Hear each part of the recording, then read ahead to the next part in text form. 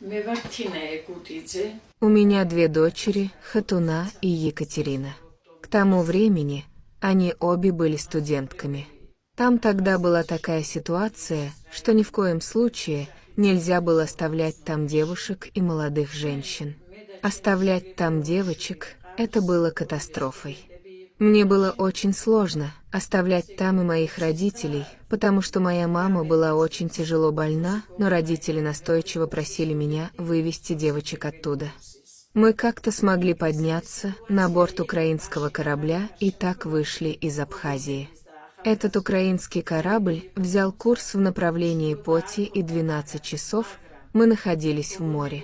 За нашим кораблем гнался бомбардировщик, который бомбил нас, а эти оказывали ему сопротивление. Затем к нам подошел капитан корабля и поздравил нас. Капитан сказал нам, что все закончилось и мы полным ходом движемся в направлении Поти. Мы как-то смогли и спаслись. В 6 часов утра мы уже были в Поти.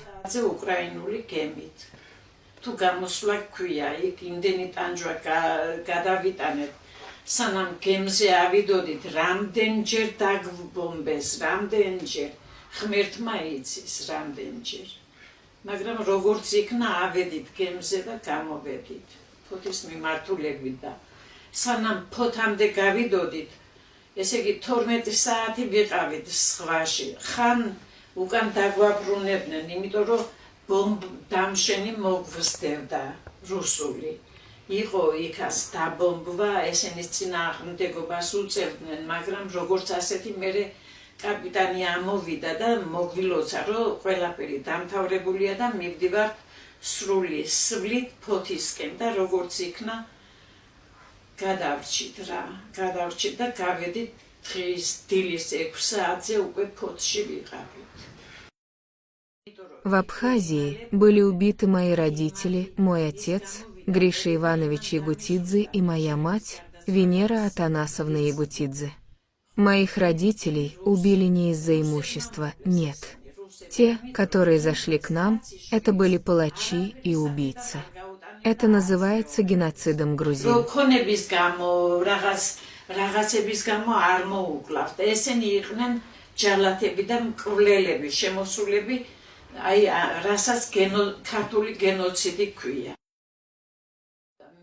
Мои родители даже и не думали уехать из Абхазии.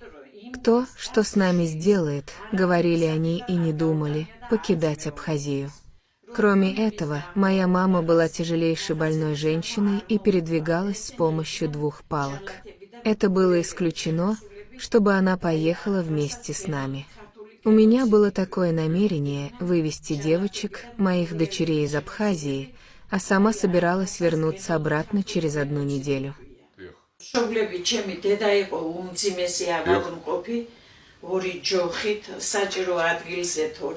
საერთოდ სიარული და ეს ძალიან გამორიცხული იყო და დედაჩემი ჯერ ერთი და არც ფიქრობდნენ ჩვენო ვინ რას გვიზამსო. ხო და აი ამიტომ მეც ისე გამოვედი რომ აი ამ გოგონებს გავიყვან და ერთ კვირაში ვითომ უკან ბრუნდებოდი.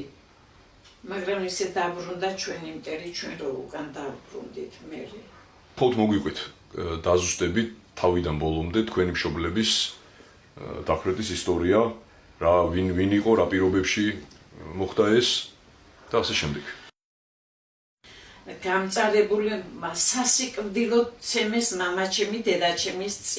Когда к моим родителям зашла эта группировка бандитов, они были очень жестокими. Они смертельно избили моего отца на глазах у моей матери. Моя мать начала кричать. Сперва они убили моего отца очередью пуль, а затем убили и мою мать. Эту историю убийства родителей я узнала от моих соседей. Это те мои соседи, которые и предали земле трупы моих родителей. Вы знаете, у моего отца была сделана очень глубокая яма, и там прятались мои соседи Резо Рухая, Амиранта Дуа, Авери Векуа, Магда Гвинжилия. Вот эти мои соседи были очевидцами убийства моих родителей. Они, спрятавшись, смотрели на это, а затем дождались наступления ночи и в моем же дворе предали земле трупы моих убитых родителей. თვითმხილველები, რომელიც დამალულები უყურებდნენ და მე დაღამებას დაელოდნენ და მიწას მიაბარეს ჩემ ეზოში, ჩემი დახოცილი მშობლები. თქვენ ასევე ნახსენები გაქვთ ჩვენს პირველ ინტერვიუში, რომ რაღაცა საფრთხე იყო თქვენი უკვე მიწას მიბარებული მშობლების ამოთხრის ვიღაცა იმოქმედება. დიახ, აი ამასაც მოგახსენებთ. Через некоторое время кто-то заселился в моем доме. Когда тот человек узнал, что во дворе похоронены мои родители, он сказал следующее: «Зачем нужны мне чужие покойники? Я выкопаю их и выброшу где-нибудь в речку». Наши соседи сообщили нам, что сложилась вот такая ситуация. Это была повторная смерть для нас, когда узнали, что собираются выкопать моих родителей и сбросить их в речку. Тогда я, мой брат и моя сестра собрали деньги и отправили эту сумму в Абхазию.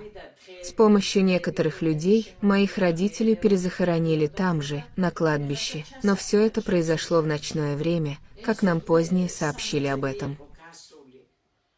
ხოდა რო გაიგო რომ ეზოში მიცვალებულები იყვნენ, მეო სვის მიცვალებულები რაში მჭირდებაო ამოვთხრი და სადმე ხელეში გადავყრიო ამას. მაშინ ეს ჩემი მეზობლები ყველა ცოცხალი იყო, დარჩენილი იყო 1, 2, 3 იქ. ხოდა შემოგვითვალეს, აი ასეთი სიტუაცია არისო. ვაიმე, ეს იყო მეორეჯერ სიკვდილი ჩვენთვის. ხალბატონოთინა, ასევე თქვენ ახსენებთ, რომ პირველად ინტერვიუში, რომ თქვენი სახლი დღესაც არსებობს აფხაზეთში და ვიღაცა იყენებს ამ სახლს. თქოთ რა იცით ამის შესახებ, ეგეც რო გითხრათ? ხოდა კი, სახლი არსებობს, მე ფოტოც ჩაუვდე მაშინ და იქ აწერია, იყიდება ჩემს სახლს, ხო. Сегодня мой дом есть в Абхазии. У меня есть фотография моего дома, на котором написано, что он продается. Та фотография моего дома, которую я имею и на которой написано «продается», была снята примерно 3 недели назад. ეს ერთი სამი კვირის უკანდელი ფოტოა მე რაც მაქვს ახლა ჩემი სახლის, რო იყიდება აწერია. დიახ. ხალბატონოთინა, თქვენ სანამ მამა თქვენს და დედა თქვენის ასეთ ველური დახოცვა მოხდებოდა, თქვენ ახსენებთ ასევე პირველ ინტერვიუში, რომ თქვენ როგორც ვიცით, თქვენ კიდევ გაქვთ რაღაც ნაწილი ისტორიების მოსაყოლი სხვა ადამიანებზე, გთხოვთ გითხრათ ამ ადამიანებზე და ისტორიის შესახებ თვითონ. მოგახსენებთ ახლავე ჩემი მეუღლე იყო ძირითადად გალის რაიონი გუდაგიდან და იქ მაშინ დარჩენილი იყო ჩემი მამამთილი და მაზლი. Мой супруг Ризо Дочия был из Гальского района, из Гудава. Моему деверю, Константину Дочия, тогда было 30 лет, а моему свекру, Платону Дочия, было 65 лет. Моего деверя, Константина, расстреляли на глазах у его отца. Моего свекра заставили смотреть, как убивали его сына. В тот день моего свекра оставили в живых, но он бедный, с ума сходил. Мой свекр, Платон Дочия, предал земле своего сына, Константина, а через 3 дня все тамошние места уже обезлюдили. Труп моего свекра нашел проходивший мимо человек, наш сосед. Тело моего свекра, Платона, было полностью растерзано свиньями. იმ დღეს დატოვეს ჩემი მამამთილი ცოცხალი. მაგრამ გაგიჟებული იყო საწყალი მეუბარებია მიწას. ეს ყველაფერი მე მომიყვა ჩემმა მაზლმა. მიწას რომ მიაბარა მეორე მესამე დღეს უკვე დაცლილი ყოფილა იქაურობა, არც არავინ არ იყო და გამრველს უნახავს მეზობელს. ვაიმეო საწყალი, ეს პლატონი არ არისო, პლატონი სულ დაჯიჯგნილი ყოფილა ხორებისგან, დაჯიჯგნილი. განა მარტო ჩემი დედმამა მოკლეს იმ დღეს, ესე იგი ჩემი ოჯახიდან აი მაშინ არ მithქვამს პირველ გასაუბრებაზე ეს რო ნერვიულობ ყველაფერს ხო ვერ გაიხსენებ. იქ მიყვნენ გაგრძელება ჩემი სახლიდან. ჩემი სახლის მერე ალბათ 9 კილომეტრი კიდევ ორი ჩემი დედმამის ხნის რუხაიები, გრიგოლი და ოლია რუხაია. ეს ზუსტად ვიცი და ადამიანი. В тот день на моей улице убили не только моих родителей. Они продолжили путь от моего дома и убили соседей Григола и Олю Рухая, которые были людьми возраста моих родителей. В тот же день они расстреляли и Адамия тоже. Вечером сперва похоронили моих родителей, затем похоронили Григола и Олю Рухая, а потом предали земле и труп Адамия. იმიტომ რომ იმ საღამოს ჩემები მიწას რომ მიაბარეს, მე რუხაიები მიაბარეს მიწას და მე ის ადამია მიაბარეს მიწას. აი ეს ვიცი.